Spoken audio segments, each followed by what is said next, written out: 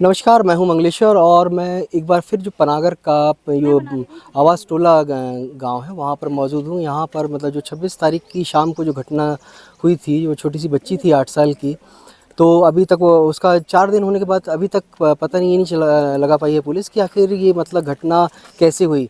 अभी जैसे बताया जा रहा है कि बच्ची के साथ कुछ गलत हुआ है, लेकिन अभी ये मेडिकल रिपोर्ट आने के बाद और जहाँ पुलिस की जांच रिपोर्ट के बाद ही पता चलेगा कि आखिर ये क्या है। इस घटना के बाद भले ही यहाँ पे पॉलिटिकल देखा जाए लोगों का आना जाना कम है, लेकिन जो महिला शक्ति है, जिनको नारी शक्ति भी, भाजपा तो अक्सर यही बोलती है कि नारी शक्ति देश की शक्ति होती है, वो तो मतलब उनके शक्ति पार्टी की तो नहीं दिख रही है, लेकिन जो नारी शक्ति एक दूसरी है वो यहाँ पर मौजूद है। अंजना कुररिया मैडम है ये। अक्सर हम लोगों ने देखा है कि ये जो भी ऐसा महिलाओं पे जो भी अत्याचार बच्चों पे होता है, वो अपना लोगों को लेके पहुँच जाती हैं और काफ़ी अच्छा काम करें। तो आज वो हमारे साथ में, आज हम उनसे बात करेंगे। मैडम, क्या आपको मतलब कैसे जानकारी लगी इसके बारे में? हमको अखबार के माध्यम से जानकारी लगी है कि बच्ची के साथ में यहाँ पर घटना घटी है, तो उसके सिलसिले में हम आए हैं। मेरी तबीयत ख़राब थी इसलिए मैं 2 दिन लेट हो गई, लेकिन हम ये कहना चाहते हैं कि यहाँ आज सारी महिलाएं इकट्ठी हैं यहाँ पर और सबके मन भरे हुए हैं। सब बहुत ज़्यादा हम लोग दुखी हैं, दिल से दुखी हैं, क्योंकि बहुत छोटी बच्ची के साथ हादसा हुआ है और दिन दहाड़े की ये घटना है। और शहर से मात्र 10 किलोमीटर दूर है ये शहर से।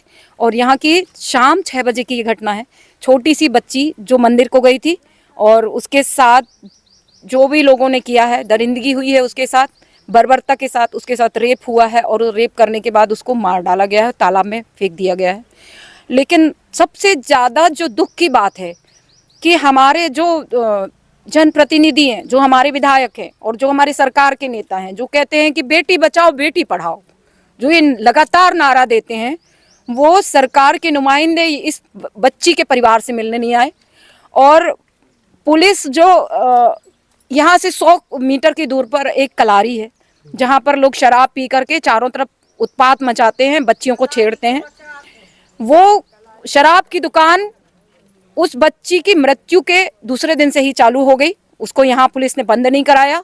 लोगों ने जब उनके खिलाफ आक्रोश व्यक्त किया, महिलाओं ने आक्रोश व्यक्त किया कलारी को बंद कराया जाए, तो जिन्होंने आक्रोश व्यक्त किया उनको अरेस्ट कर लिया गया। लेकिन जो लोग शराब पी करके घूम रहे हैं उनके ऊपर कोई कार्रवाई नहीं। 4 दिन के बावजूद आज बच्ची को पकड़ा नहीं गया। आज तक बच्ची के हत्यारों को और रेप करने वालों को पकड़ा नहीं गया है। इससे ज़्यादा दुर्भाग्यजनक बात कुछ भी नहीं हो सकती है। हमारी जो बच्चियां हैं, हमारी जो महिलाएं हैं, हमारी जो औरतें हैं, वो सुरक्षित नहीं हैं। वो कहीं भी सुरक्षित नहीं है। घर में घरेलू हिंसा है, घर से बाहर हमारे बच्चे निकलते हैं तो उनके साथ दरिंदे खुलेआम घूम रहे हैं। कानून और व्यवस्था नाम की कोई चीज़ इस प्रदेश में आज बची हुई नहीं है। ना पुलिस कुछ कर रही है, ना जनप्रतिनिधि कुछ कर रहे हैं। तो आज हम बहुत भरे मन से यहाँ पर आए हैं और हमारी सारी बहनें यहाँ इकट्ठी हैं। यहाँ पूरे मोहल्ले की सारी महिलाएं इकट्ठी हुई हैं और हम लोग मिल करके, हम लोग ने तय किया है कि हम यहाँ आंदोलन करेंगे। ये शराब की जो दुकान है इसको बंद कराया जाए। हत्यारे जो भी हैं जिन्होंने बच्ची के साथ दरिंदगी की है उनको तुरंत अरेस्ट किया जाए और उनको कानून सम्मत जो सज़ा है उनको जल्द से जल्द वो सज़ा दिलाई जाए। इसके लिए हम सब लोग यहाँ पर प्रतिबद्ध हैं, हम सब लोग एकजुट हैं। और हम जो भी आंदोलन, आचार संहिता लगी हुई है, हमसे कहा जाएगा, ज़रूर कहा जाएगा कि आचार संहिता लगी है, तब तक हम कोई आंदोलन नहीं कर सकते। लेकिन आचार संहिता के बावजूद वो दरिंदे यहाँ खुलेआम घूम रहे हैं, उनको आप पकड़ नहीं रहे हैं, उनके ऊपर कोई कार्रवाई नहीं हो रही है और हमारे लिए आचार संहिता है। तो हम पुलिस प्रशासन से यही कहना चाहते हैं कि भले ही आचार संहिता लगी हुई है, हम सोमवार के दिन जाकर के सारी महिलाएं एसपी ऑफिस में ज्ञापन देंगे और ये मांग करेंगे कि जितनी जल्दी हो सके 24 घंटे के अंदर अपराधियों को अरेस्ट किया जाए और उनको जेल भेजा जाए। और ये जो कलारी है, जिसने सारे लोगों का यहाँ जीना दुबर कर रखा है, बच्चे स्कूल जा नहीं सकते। यहाँ मंदिर है, मंदिर गई थी बच्ची प्रसाद लेने के लिए, वहाँ से उन गुंडों ने उसको पकड़ा है। और इतनी ज़्यादा असुरक्षा है कि कोई, ना लड़कियाँ सुरक्षित हैं, ना यहाँ की औरतें सुरक्षित हैं। इस कलारी को तुरंत बंद कराया जाए। अच्छा, ये वर्तमान सरकार है, महिलाओं के बारे में इतना बात करती है कि नारी शक्ति पूछते हैं, उनका तो कहना है कि हम नारी को पूछते हैं, लेकिन नारियों का दिखा होगा कि अक्सर नारियों पे अत्याचार ज़्यादा बढ़ रहा है और ख़ासतौर पे बच्चियाँ। अब बच्चियाँ भी सुरक्षित नहीं हैं, महिलाएं तो छोड़ दीजिए, बच्चियाँ भी सुरक्षित नहीं। तो आपको क्या लगता है कि सरकार जो नारा देती है बेटी पढ़ाओ बेटी बचाओ, तो ये कहाँ मतलब ठीक है उनके हिसाब से? देखिए, सरकार तो सरकार है ही नहीं। सरकार तो एक तरह से एक जैसे उनका अपना बिजनेस चलता है तो वो उस हिसाब से अपना सरकार में आ गए, कोई लोग अपना धंधा करते हैं, सरकार अपना धंधा कर रही है। सरकार से जो लोग सरकार में जो लोग पहुंचते हैं वो इसी समाज से पहुंचते हैं ना। और हमारा जो समाज है पितृसत्तात्मक समाज है, जहाँ पर कि औरत को एक उपभोग की वस्तु बनाया गया है। तो जब पितृसत्तात्मक सोच के लोग सोच के लोग सरकार में बैठे होंगे तो वो चाहे भले देखने के लिए मातृशक्ति कहें, नारी शक्ति कहें, वो कुछ भी कह सकते हैं वोट के लिए या दिखाने के लिए कि हम बड़े सभ्य समाज के लोग हैं। लेकिन असलियत में हमारा समाज जो जिस सोच को लेकर के चल रहा है वो पितृसत्तात्मक सोच है। जब तक उसके लिए काम नहीं किया जाएगा, उसके खिलाफ काम नहीं किया जाएगा, जब तक सरकार में बैठे हमारे मंत्रियों की, मिनिस्टरों की और जो विधायक हैं उनकी सोच औरतों के पक्ष में नहीं होगी, उनके अंदर सम्मान नहीं होगा, तब तक कुछ भी नहीं होगा। राम राज्य की बात करते हैं कि राम राज्य लाएंगे और राम राज्य, तो ये राम राज्य में क्या ऐसा लगता आपको रहा होगा? राम राज्य में तो ऐसा नहीं था। राम राज्य में तो महिलाओं का बहुत सम्मान होता था। लाने की बात की जा रही है। हाँ हाँ हाँ, राम राज्य में तो महिलाओं की सम्मान की बात होना चाहिए ना। क्या लगता है कि ये ऐसा चलता रहेगा तो आएगा? मुझे तो लगता है कि ये राम राज्य नहीं जंगल राज की तरफ समाज जा रहा है। मतलब इससे खराब बात क्या हो सकती है कि हमारी बच्चियां स्कूल, अब आज एक घटना घट गई, कल से सारे बच्चे डरने लगे कि हम स्कूल नहीं जाएंगे। स्कूल में सबसे बड़ी बात है कि स्कूल में मतलब माँ बाप भी बच्चों को भेज नहीं रहे हैं। नहीं भेज रहे हैं ना। और ये आंगनबाड़ी की महिलाएं वो भी डर गई हैं तो वो भी ऑफिस नहीं आ रही। यहाँ पूरे क्षेत्र में दहशत का माहौल है। यहाँ के बच्चे हर जगह घर से निकलने में डर रहे हैं। घर से निकलेंगे कहीं कोई राक्षस ना पकड़ ले।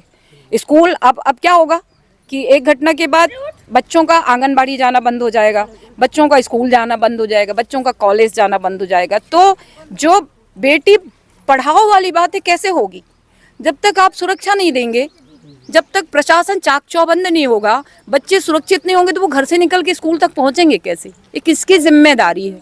ये प्रशासन की जिम्मेदारी है, सरकार की जिम्मेदारी। हमको सुरक्षा मुहैया कराना होगा। 4 दिन हो गए हैं, जैसे 26 तारीख की शाम की घटना होती है, दूसरे दिन सीएम रहते, रोड शो करते हैं, विधायक हैं, जनप्रतिनिधि हैं यहाँ के, तमाम और दुनिया भर के, कांग्रेस से लेके, हम किसी एक पार्टी पे दोष नहीं देते, कांग्रेस के भी नेता थे, लेकिन कोई भी इस बात को लेके उतना सीरियसली नहीं दिखा, ना आया। तो आपको क्या लगता है ये दलित वर्ग, ये दलित परिवार की बच्ची है, तो क्या दलित परिवार से इतना ज़्यादा लोगों को मतलब परहेज है क्या?